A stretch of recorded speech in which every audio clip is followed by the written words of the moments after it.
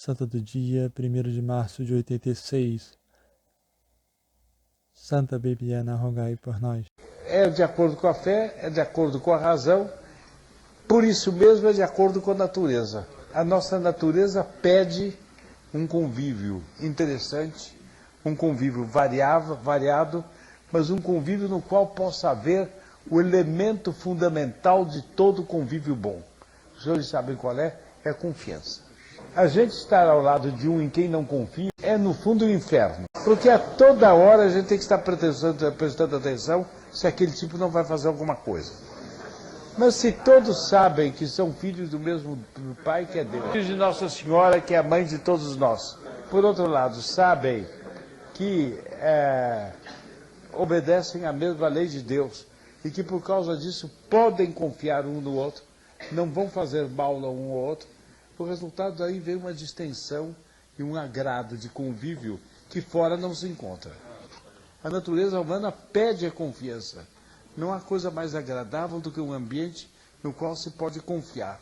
Bem, e o resultado é que, por causa disso, nós encontramos deleite, encontramos a felicidade. Bem, assim nós poderíamos multiplicar os exemplos ao infinito, porque quase por toda parte, ou por toda parte, nós encontramos fatos concretos que confirmam isso. Entretanto, também é verdade que nós encontramos no convívio humano,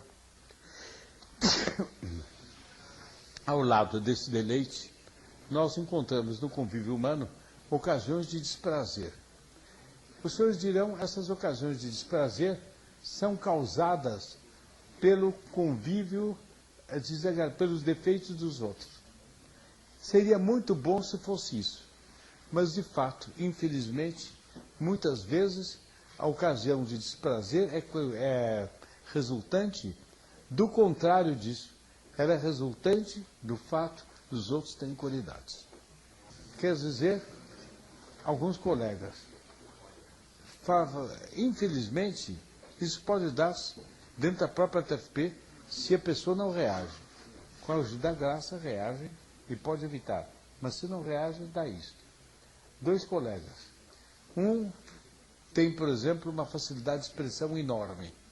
E a gente vai ver ele contar um caso, ele conta o caso rapidamente, em 2 palavras, e tira o suco do caso e conta. Por outro lado, a gente vai contar o caso, a gente não encontra bem as palavras não dizem bem o que a gente queria dizer, a gente não encontra bem a palavra que exprime o pensamento que tinha no espírito. Quando afinal chega a contar, desencalhar o negócio e começar a contar, a gente não tem bem claro o que é que o fato que a gente vai contar é o que é interessante. O resultado que é interessante fica esmagado no meio de pormenores e de exclamações que não tem interesse nenhum. Resultado, chegam 2 que viram juntos um fato. Não sei, estavam indo para o São Bento, ou para o Preço Sul, passaram pelo Campo de Marte e viram um avião cair.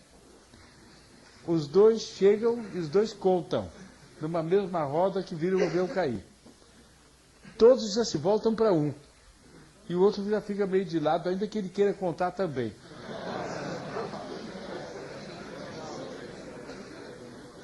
Os senhores devem ter passado por coisas dessas. É um horror, mas é assim. É a vida, é a vida. É a vida. Bem, esse o que sabe que contar já é mais expansivo, já vai falando. Papá, olha, de longe ele conta. Não sabem o que aconteceu. Mas já dizem não sabem o que aconteceu, de tal maneira que quem ouve intui o que aconteceu. E fica com vontade de saber. E começa a contar, forma um bolo em torno dele. A gente que não sabe contar assim, pega um que está meio de lado. Para esse eu vou contar.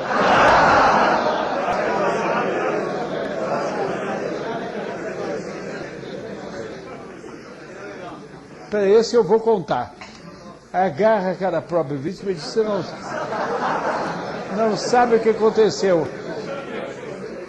A gente até usa as mesmas palavras que o outro para ver se dá o...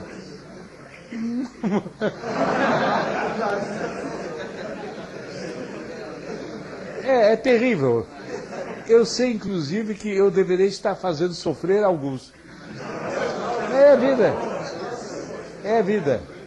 A gente começa a contar e percebe que outro já terminou e que os que estavam na roda dele querem ver se pegam migalha de um pormenor qualquer conosco, que ainda estamos na introdução. A gente fica contente, agora eu vou contar uma coisa que ele não contou e ganho dou um, não sei se a expressão existe nos senhores, eu dou um quinal nele, quer dizer, eu ganho um ponto sobre ele. Bem, mas a gente vai ver, os outros que passam, ouvem um pouco e vão embora. E saem comentando que já tinham ouvido o que nós ouvimos. Quando, afinal, nosso caso termina, nós mesmos não achamos graça no que nós contamos. Resultado, nós notamos no outro uma qualidade. E essa qualidade do outro, em vez de nos dar prazer, nos deu desprazer. Eu não vou perguntar se está claro, porque isso é uma coisa tão clara, tão miseravelmente clara, tão dolorosamente clara, que eu nem tenho o que dizer. Uma outra situação. A gente vai, não sei, falar com... vai receber, manda-nos receber um visitante. Vai outro que sabe muito bem receber visitantes. Ele já recebe o visitante de modo amável. Ah, como vai o senhor? Está bem, por favor, quanto Deus, em vez do senhor vir visitar aqui o Presto Sumo, tenha bondade, aqui o jardim é muito agradável. O senhor prefere ir de automóvel mesmo ou prefere ir a pé? Se ele diz que prefere ir de automóvel, diz, olha, eu vou supor que o senhor está dispondo de um pouco de tempo e vou mandar o automóvel andar bem devagar para o senhor ver tal e tal aspecto, como é bonito, etc, etc. E, tornando-se agradável, a pessoa que vai sorrindo, vai entretida, etc. A gente está ao lado, faz parte da comissão que está recebendo. Disse, eu não sei fazer isso. Eu não sei dizer isso. E se plantarem um homem sentado ao meu lado, que eu devo explicar essas coisas do jardim, eu não sei dizer essas coisas que o outro imaginou assim. Foi improvisando, etc. O resultado é que eu faço o papel de fardo e o outro faz o papel de asas. O visitante comigo, com ele voa. Comigo se arrasta. Existe isso. O resultado, pode acontecer que em vez de a gente dizer, eu vos glorifico ao Deus, porque para o meu irmão tal, vós destes essa capacidade de receber, de maneira que os que visitam a vossa casa encontrem no dom natural que vós lhe deste, o meio de glorificarem a vossa obra. Como essa oração é grata a Nossa Senhora, como ela é grata a Deus, pelo contrário, esse sujeito é mega, o que ele está pensando? Ele pensa que com esses sorrisinhos dele ele capta os outros. Agora é o segundo passo. Eu não tenho esse hábito, mas se eu quisesse adquirir esse hábito, eu fazia muito melhor que ele. Eu só não adquiri porque eu não tive ocasião, porque não me ensinaram. Se me ensinassem, eu sabia fazer muito melhor do que ele. 5 dias durante, depois a gente olha para esse, o que não soube receber bem, ele está. Por quê?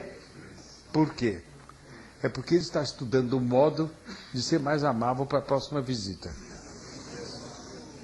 Mas como não está no temperamento dele ser amável?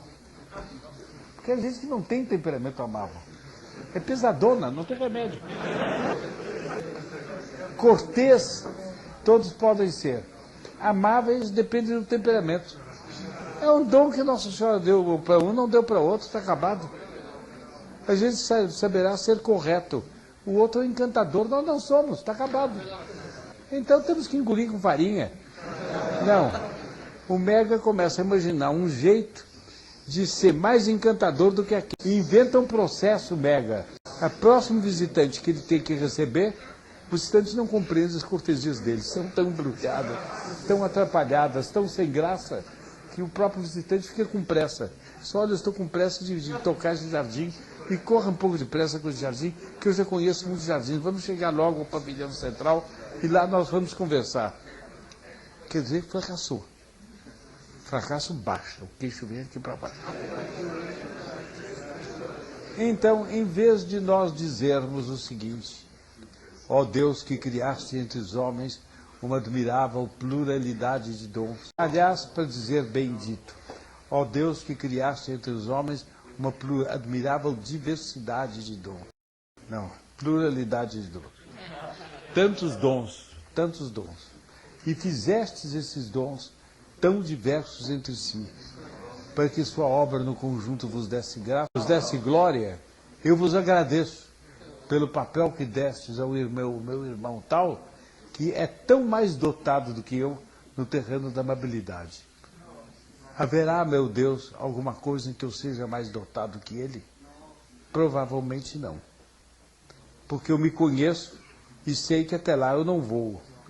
Mas, meu Deus, eu sei que os menores têm um papel na hierarquia que vós estabelecemos. E que ainda que meu papel seja pequeno, ele é único e inconfundível. E sendo um papel único e inconfundível, vós me criastes a mim para aquele papel. Meu Deus, como eu amo executar o papel que vós me mandastes executar. Que é talvez apenas o modesto papel de ajudar meu irmão encantador a ser mais encantador ainda. Acendendo para ele as luzes do salão onde ele penetra com visitantes. Vendo se está tudo em ordem, para que o ambiente esteja agradável e ele não tenha que tomar esse trabalho e ele possa brilhar melhor. Pela minha solicitude ele brilhou melhor e aquela alma saiu amando mais a Deus. No dia do juízo, eu vou ver que aquele meu irmão vai receber um prêmio por essa visita bem-sucedida. Mas meu anjo da guarda e o dele se voltarão para mim e vão dizer: nesse sucesso, ó filho, uma parte é tua. É uma parte menor que a dele, mas tu fizeste a tua parte com mais mérito do que ele. Porque aconteceu no fato concreto que ele fez isto com naturalidade. Tu fizeste com humildade. A humildade te deu um prêmio maior perante Deus. Suba mais alta do que ele. Pode acontecer. E é lindo que aconteça. Bem, o que é que se chama inveja? É o sentimento que um homem tem, errado, de que a desigualdade é ilegítima. Que os outros não têm direito de ser mais do que nós. E que quando eles são mais, nos lesam.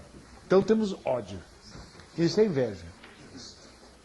E a inveja pode ser, é sempre um pecado venial e facilmente se torna um pecado mortal. Essa é a inveja.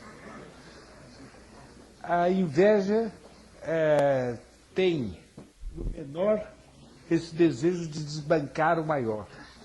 Tem, no maior, um outro desejo, que é uma forma singular. É o seguinte: o que é maior deve ser generoso. Ele deve participar, fazer participar os menores no que ele tem. Não. Recolhe-se, encolhe-se e diz: para você eu não tenho que dar explicações. Não tenho que ensinar nada. Entre nós há um abismo. Você fica lá e eu fico aqui. É um modo, é uma espécie de inveja de cabeça para baixo. E é uma coisa igualmente infame. Esse sentimento de inveja, eu vou lhe fazer uma pergunta tonta. Esse sentimento é frequente? Eu vi alguém exclamar aqui: meu Deus, esse exclamou a verdadeira coisa que tinha que exclamar. É tão frequente que a gente não sabe o que dizer. Ele é frequente em nós? Acontece que, em virtude do pecado original, todos nós temos tendência à inveja. Não tem por onde escapar. Todos nós temos tendência à inveja. E se um homem, um indivíduo, não toma muita conta de si, se ele não presta atenção em si, a inveja sobe dos porões mefíticos de sua alma, vai até o cima. Tem o consentimento. E enquanto a inveja é apenas um impulso, ela é um perigo e é um semi-consentimento. Mas se esse impulso é rechaçado, sentimento vil, sentimento indigno, sentimento de Satanás, quando se revoltou contra Deus: eu te detesto e te calco aos pés. Eu estou com inveja daquele, vou elogiá-lo diante dos outros. Mais ainda, vou elogiá-lo para ele. Como eu admirei de ver como você recebeu bem aquela visita. Que gentileza magnífica a sua. E acrescenta, infelizmente, eu não tenho essa gentileza, mas vejo que você tem, olhe, lhe o felicito. Calcou os pés da inveja. E não basta inveja a gente pensar que é calcou internamente. Ou a gente faz bem para o indivíduo do qual a gente tem tentado ter inveja, ou a gente o elogia, o engrandece, ou a gente de fato não combateu inveja como deveria combater. Não é fácil. Os senhores sabem que não é fácil. Muitos dos senhores são tão jovens, mas já sabem ad nauseam, estão nauseados de saber que é difícil. Mas é bonito. Que glória! Que glória! Um indivíduo que assim combate a inveja não dá um revolucionário. Porque ele, colocado diante de pessoas que têm uma situação maior que a dele, eles são levados a louvar e a servir. Pelo contrário, o indivíduo que não combate a inveja, colocado diante de homens que têm situações superiores, ficam com ódio. Não devia ser. E a canção do inferno parece encantadora aos ouvidos. Todos deveriam ser iguais. Essas diferenças não deveriam existir.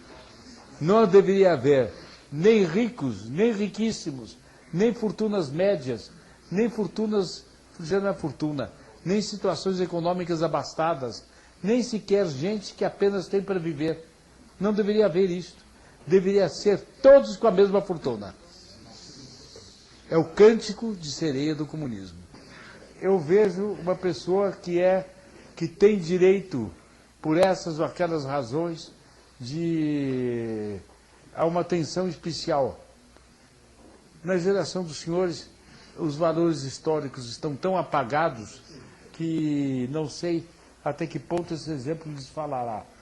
Mas muitos dos senhores estiveram hoje na reunião de recortes e viram ler o nome de um duque espanhol abatido pelo terrorismo. 2 vezes grande de Espanha, adelantado maior das Índias, tanta coisa assim, 19º neto em linha reta de veronia de Cristóvão Colombo, o descobridor da América. O que é que esse homem fez para ser 19º neto do descobridor da América? Ele nasceu. Não fez outra coisa. Qual é o mérito dele? É o mesmo mérito meu em não ser descendente de Colombo, é o dele ser. Nós dois nascemos. E porque ele nasceu da estirpe de Colombo, ele é o 19º Duque de Veráguas, Duque de não sei o quê, Marquês de não sei o quê, etc, etc. Como eu não descendi descendi de portugueses que vieram para cá de uma condição mais modesta, que se estabeleceram em Pernambuco, em São Paulo, etc. Eu não sou nada disso, mas devo ter a alma aberta de admiração por aquele que é. Devo alegrar-me de ver que há gente como ele. E deve contentar-me de dizer, olha que bonito, a tal ponto que eu vou tomar essa titulatura e vou fazer admirar por todos na reunião de recortes. Esse é o contra-revolucionário. Eu creio ter contado aos senhores, enfim, se é uma repetição, passa, que, pelo que disse o senhor Saias hoje, eu entendi que era o pai deste que foi morto agora pelos terroristas. Será o pai? Talvez eu não tenha ouvido bem, seja o avô, não sei bem. Foi preso e é condenado à morte pelos comunistas na Guerra Civil Espanhola de 1935.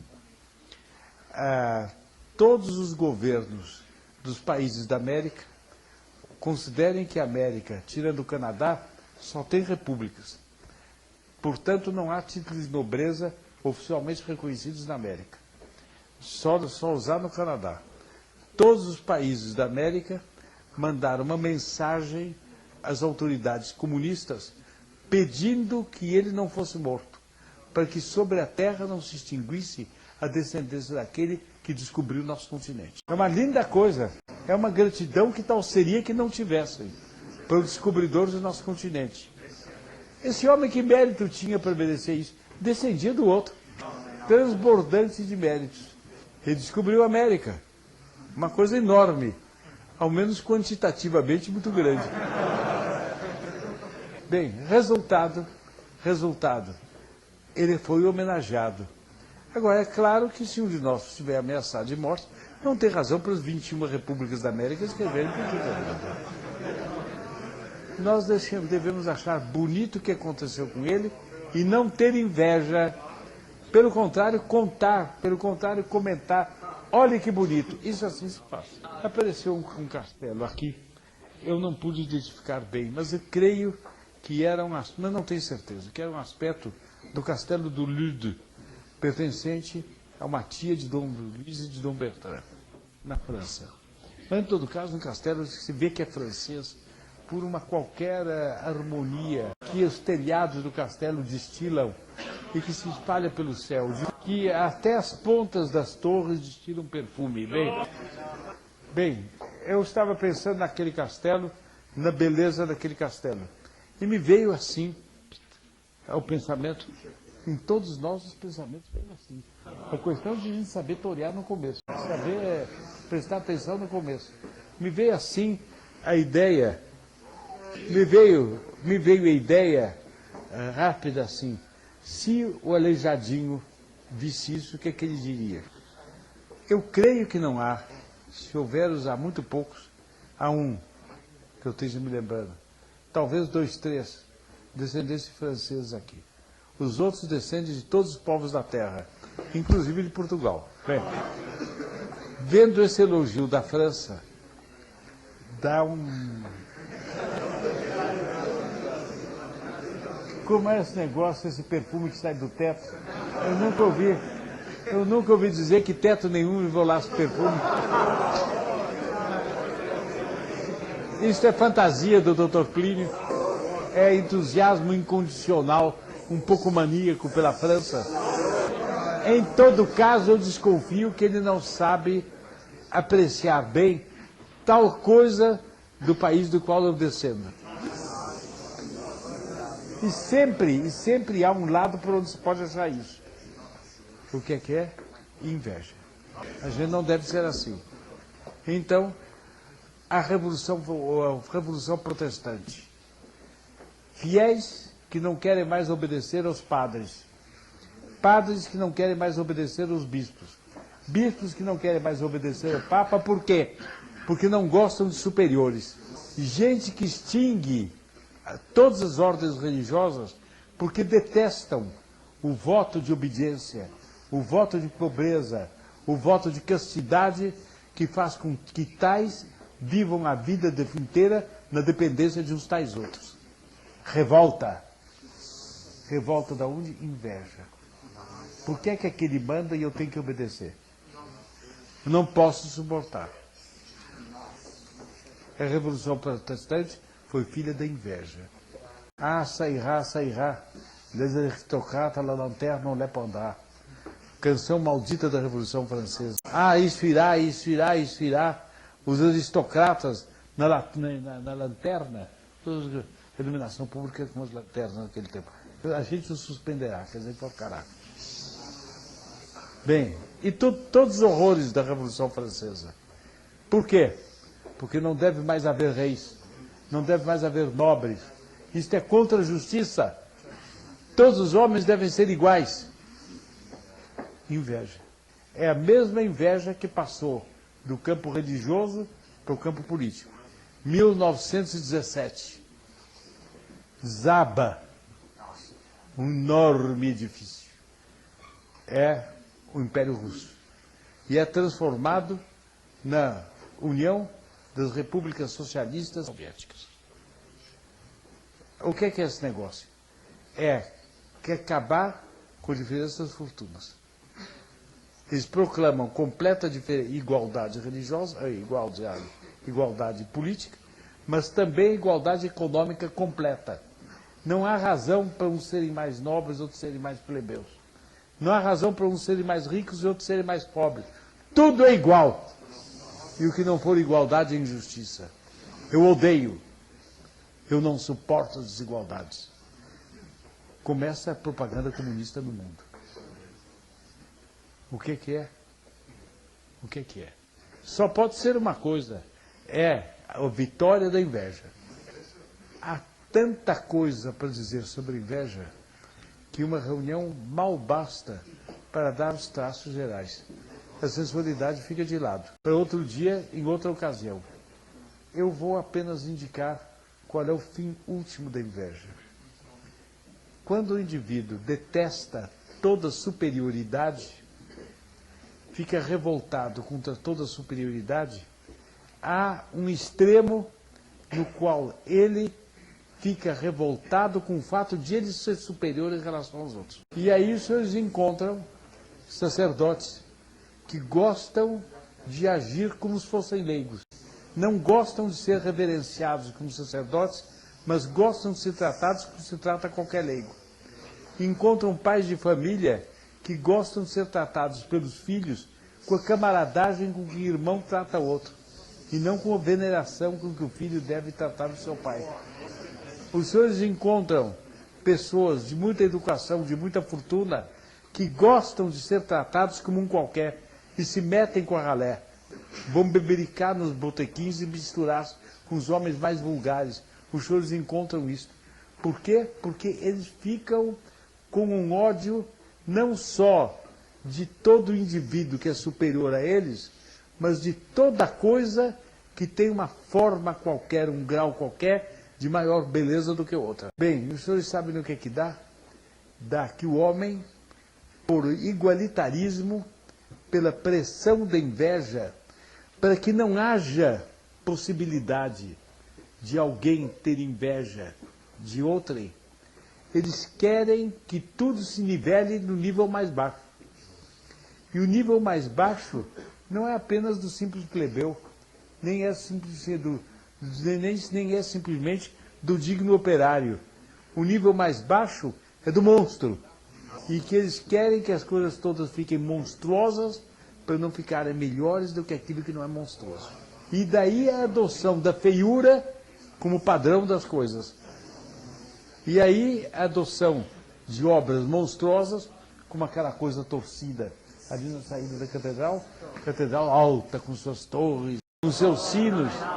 E ali perto da catedral, aquela de tubo monstruoso, que nem como tubo só serve, porque é todo torto e não serve adequadamente para transmitir nada. O papel do tubo é isso. Pois bem, aquilo porque que é?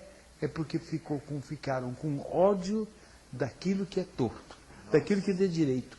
As coisas devem ser tortas, devem ser estropiadas, devem ser feias, devem ser erradas, etc.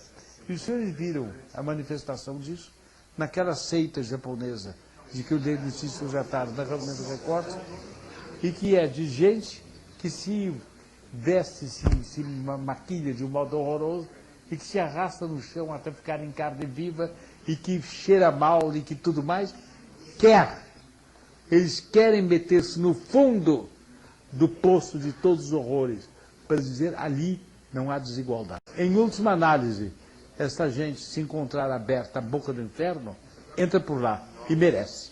Com isso, meus caros, uma parte da reunião eu encerrei. A outra parte fica para algum outro dia que Nossa Senhora nos dê.